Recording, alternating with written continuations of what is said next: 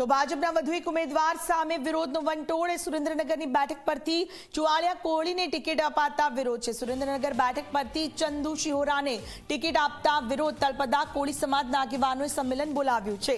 પૂર્વ સાંસદ સોમા ગૌડા અને પૂર્વ ધારાસભ્યોએ આપી હાજરી. ભાજપ દ્વારા તળપદા કોળી સમાજનું અપમાન કરાયું હોવાનો આરોપ.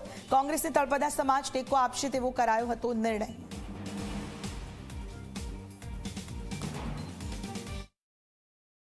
સમાજે કમિટી બનાવી છે અને સમાજનું નેતૃત્વ આ વિસ્તારમાંથી કોણ કરશે એની પેનલ સમાજની કમિટી બનાવીને આપશે અને એ લાગણી એ યાદી પ્રદેશના નેતૃત્વ સુધી પહોંચાડવાનો અમે પ્રયત્ન કરીશું અને સમાજની જે લાગણી છે એ લાગણીને ન્યાય મળે એ વાત ગુજરાત પ્રદેશ કોંગ્રેસ સમિતિના મોવડી મંડળ સુધી પહોંચાડીશું. કે સૌરાષ્ટ્રમાં 3 સીટો તળપદા કોળીની છે. જુનાગઢ, ભાવનગર અને સુરેન્દ્રનગર. પણ છેલ્લા 3 વખતથી ભારતીય જનતા પાર્ટી અન્યાય કરે છે.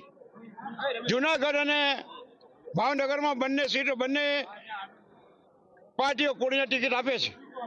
અહીંયા અન્યાય કરે છે. માટે આજે તળપદા કોળીની મિટિંગ અહીં બોલાવી હતી.